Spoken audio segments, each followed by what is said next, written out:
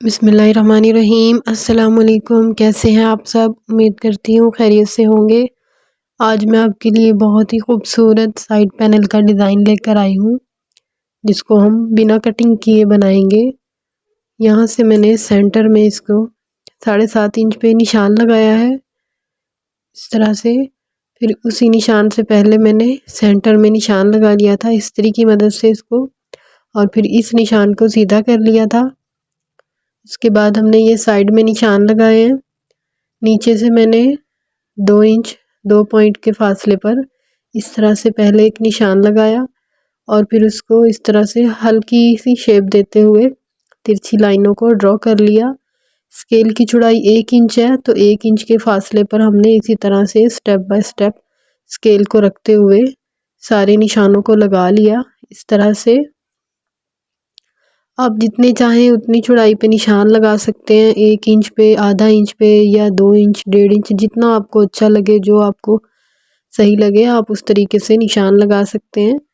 लेकिन निशान आप बिल्कुल एक बराबर लगाइएगा, तभी आपका डिज़ाइन बनने के बाद खूबसूरत लगेगा। अगर आप निशान सही नहीं लगाएंगे, आगे पीछे होंगे, तो वो डिज़ाइन अच्छा नहीं लगेगा बनने के बाद।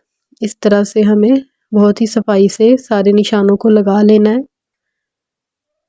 इस तरह से फिटिंग का निशान मैंने लगा लिया था पहले से, तो उस हिसाब से मैंने फिर अपने पैनल की चौड़ाई को इस तरह से ड्रॉ किया था इसके ऊपर। ये देखिए, इस तरह से जितनी हमें चौड़ाई इसकी रखनी थी। दूसरी साइड पे भी हम निशान लगा लेंगे। ये देखिए, दोनों साइडों पर निशान लगा लिए हैं हमने कुछ इस तरह से। ये देखें, दोनों साइड पर पहले फिटिंग का निशान लगाया मैंने, और उसके बाद फिर ये लाइनों को मैंने ड्रॉ कर लिया स्केल की मदद से। लाइनें लगाते वक्त आपने इनकी डायरेक्शन का ख्याल रखना है। ये देखें, दोनों की डायरेक्शन इस तरह से है, तो इस चीज़ का आप लोगों ने ख़ास ख्याल रखना है। ये धागा मेरे पास रेशमी धागा है, ये पैराशूट इसको कहते हैं। तो ये मोटा भी मिलता है और बारीक भी मिलता है, लेकिन मेरे पास ये इस टाइम बारीक है। मैं इसको डबल इस्तेमाल करूँगी ऊपर वाली साइड पे। आप चाहें तो मोटे वाला लेकर उसको नीचे की साइड पे भी इस्तेमाल कर सकते हैं। फिर इस तरह से हम इसकी सिलाइयाँ लगाएंगे। धागे को हमने कटिंग नहीं करना है, ना ही बाहर निकालना है। तो इस तरह से हम बिना बाहर निकाले ही घुमाते हुए इसको सिलाइयाँ लगाएंगे। अब इस साइड पे इसी तरह से घुमा लेंगे इसको हम। जोड़ हमें कहीं पर भी नहीं लेकर आना इसमें, इसलिए हम इसको इसी तरह से घुमाते हुए सिलाइयाँ लगाएंगे इस तरह से। सिलाइयाँ हमने ऊपर की साइड पर लगानी थी, इसीलिए निशान भी हमने ऊपर की साइड पे लगाए। अगर आपका धागा मोटा है और आप नीचे की साइड पे उसको लगाएंगे, तो आप फिर उल्टी वाली साइड पे निशान लगाइएगा। इस तरह से सारी सिलाइयों को हम लगा लेंगे। वीडियो को पूरा लाजमी देखा करें। न्यू है तो मेरे चैनल को सब्सक्राइब कर लें, और बेल के बटन को ज़रूर प्रेस कीजिएगा, ताकि मेरी हर आने वाली वीडियो का नोटिफिकेशन सबसे पहले आपको मिले।